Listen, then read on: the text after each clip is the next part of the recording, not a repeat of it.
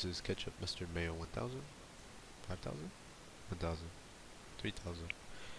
One of the two. And we're back for another installment of UFC Pride Predictions. Today, UFC Fight Night, Vegas, Royval versus Kape. Kape. But first we go back and we go over our last week's picks. Did really good, but alas, we go over what we did. This one was completely expected. I was just surprised that happened in the third round. I thought he was gonna chin him in the second round, but good, nice to see. Completely knew this was gonna happen. Knew this was gonna happen. Knew this was gonna happen. I feel bad for Edson. I feel like he should retire. Bruno won, I believe. I didn't get to watch this one, but I feel like some people were saying that Marvin should have won. Should have been a split. Regardless, Bruno won. So yeah. Sad to see, man. Sad to see. I thought Nazim was gonna win. Sad to see, but I like both of them. Just glad one of them came out on top. Next one, Macy Barber, Karine Silva. Easy. Next one, this one was also completely understandable. I knew this was gonna happen. Give Chris Duncan a ranked opponent. This one also completely understandable. I knew this was gonna happen. Shout out Manuel Torres. Jan won this one. Understandable. He looked really good against Henry, but understandable. This one was sad. Maybe I'm coping, but early stoppage. Joshua Van clears him. I'm just kidding. I feel bad. Pantoja will get a rematch hopefully, but we'll see. At the same time, I feel like that was like a career-ending surgery, career-ending injury. I don't think he's coming back, especially as he's at 35. But gonna take him a while to recover. So, yeah. This was amazing. I'm glad I got this one on. Thank you, Peter Yan, for making bantamweight interesting again. But alas, we go back. This is gonna be a very quick video, because it's 3 hours before the event even starts, as it says right here. It's 4 p.m. Eastern time. So yeah, let's go. First fight, it's gonna be Teresa Bleda versus Jamie Lynn Horth. Taking Jamie Lynn Horth by decision. This one, I feel like I don't know, like this is the odd, or like this is what people have. I don't see it, cause I understand she has some good wins. Gabriela Fernandez win, but this was 2.5, almost half years ago. Then she lost to Natalia Silva by KO. Like, I don't know what happened in those basically 2.5 years, but she has not shown up at all, and that is concerning. Because of that, that's rust that's building onto her skills. And I'm taking Jamie Lynn Horth because she at least stays a little bit active, and yes, her wins and losses kind of fluctuate a lot, but I'm taking her to win. I think she pulls it off. Also, hold on. We are reloading this page. Cause why is it doing that? No, that's not right. Let's see. Oh, I don't know what's happening. I'm gonna fix this. Okay, I guess we're just gonna have it like this. Okay. Well, anyways, yeah. Jamie Lynn Horth by decision. She's a little bit older. She has a little bit more experience. The only thing that's kind of concerning is the reach and height advantage, but we'll see how this goes. I think I still have a little bit of hope in Horth. She seems a little promising, so, or at least like a gatekeeper. Next one, Alan Fry versus Guilherme Pat. I'm taking Guilherme Pat. LFA win. This is basically a contender series fight, but LFA wins, taking that over literally unknown promotions. 12-3, 2-2, 2-3, 1-0. 4-4, 0-0, 3-1, 0-0. Like, these three are concerning. This one I can trust a little bit more. Height, reach. I don't know what age he is. I'm assuming he's probably same age, maybe a little bit younger. Regardless, I'm taking him by KO. I don't see where the hype is on Alan Fry, but there's not much else to say about Guilherme Pat with this fight. So we're moving on. Next one. Luana Santos. Ha ha ha. Versus Melissa Cronin. Um, this one's interesting because Cronin looked pretty good against Lisboa, but then I just think that I don't know. I just think Luana Santos is just better. Um, she's just better. Like this Casey O'Neill fight, it was short. It was short notice. It was really 1 month short notice. I can't really blame her for that. Still young, still has her height's a little bit short. You know, not crazy, but her reach is like still there, even though she's short. I'm trusting the younger fighter on this one. So Luana Santos by decision. Hopefully she doesn't fry me. Next fight, Sean Sheriff versus Steven Absalon. Absalon KO round 1. Um, yeah, I guess I don't know. Sean Sheriff doesn't seem that good. Like he looked decent against Junior Tafa, but Junior Tafa is just Junior Tafa. So taking the younger guy. Not too much else to say. There's literally nothing to break down. Neil Magny versus Yaroslav Amosov. This one's interesting. I think Neil Magny wins, in my opinion. Um, I don't see the hype on Yaroslav Amosov. Like we know the trend with Bellator fighters. The Bellator champ at welterweight is coming into the UFC because he just got signed. 32, pretty big jump. You know, he's not terrible, but I wouldn't say he's the greatest either. And because of that, I'm really taking Neil Magny to win by decision. I think he's gonna grind him out. And bro, look at the height discrepancy, man. 6'3", 5'11", 80 inches, 75 inches. Like that's insane. I don't know. 38. I know Neil Magny's old, but he still has that dog in him. I trust him to beat up Amosov. But cause like okay, we go back. Logan Storley is not good. And then Douglas Sim was okay. Then you're getting knocked out by Jason Jackson. I don't trust you, man. I'm sorry. Next one, Joe Anderson Brito versus Isaac Thompson. Joe Anderson Brito KO round 1. I don't believe that Thompson has gotten knocked out. It's from Team Alpha Male. Interesting gym. But Joe Anderson Brito, he needs to lock in, man. If he loses this one, I feel like he should get cut, in my opinion. He's not taking it serious. So, and I've seen him take it serious. So I don't know why he's not taking it, but taking it by KO round 1, round 3. I feel like this guy's also it's not no scrub. I think he can actually fight. But Joe Anderson, you gotta lock in, man. I need a KO from you. Decision's not gonna cut it.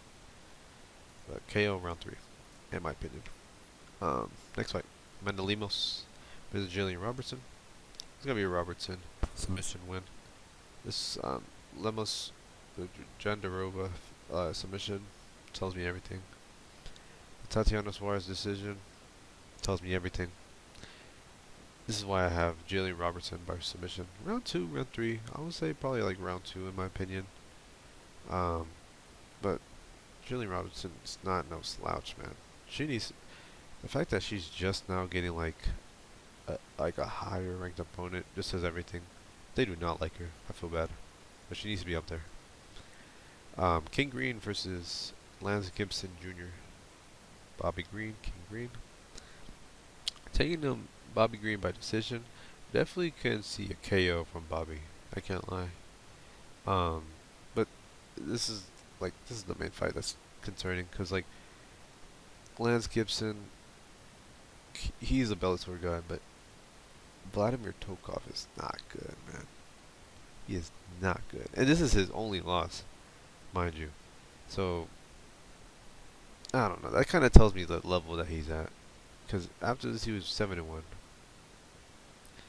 Yeah, 7-1. So yeah, it's not cutting it, man. If you're losing to specifically Tokov in Bellator and expecting to come into the UFC and do well, especially against Bobby Green, this is a big like jump in competition. Sorry, but no, I'm not taking you. Taking Bobby. Next fight, Kennedy Nzechukwu versus Marcus Buchecha. Nzechukwu round 1 KO. I could definitely see heel hook because he got heel hooked by Walter Walker. But I think this Chuku is a little bit more promising. So KO round one. Bichicha did not show me anything in this fight against Bude. This is the lock of the card. Morgan Charrier versus Milkazel Costa. It's gonna be Milky KO. I mean Milky KO. Milky decision. Morgan Charrier just struggles against people who push him and pressure, which Milky does, and anybody who can like wrestle him. So Milky, welcome to the big leagues. Charrier only has like wins against like older fighters as of recent, like Gabriel Miranda, older guy. Nate Landwehr, older guy. This tells me what I need to know. Milk has it. I believe in Milky. Next fight, Cesar Almeida versus Cesare Olajaychik. I'm taking Cesare only because Almeida, he's not chinny, but Cesare, he comes in guns blazing, as it was seen in Teo Haig's fight during the Contender Series. He goes guns blazing. KO round one. This is not going the distance. Not even going past round two. Or I guess not even going past round one. Giga Chikadze versus Ken Vallejos. Taking Vallejos, but I don't know. I've been thinking about this one a little bit too much. Maybe I'm psyching myself out, but I think Giga wins. I can't lie. I think Giga wins only because of the height discrepancy and the dude, this is crazy. And if you really think about it, like Kevin Vallejos has had a Mickey Mouse run to the top. Like why are okay, KO win against Sung Won Choi, chinny dude, and was facing like some hardships outside of the his career. Not the best look. Cam T KO. Cam T is not good. Danny Silva decision.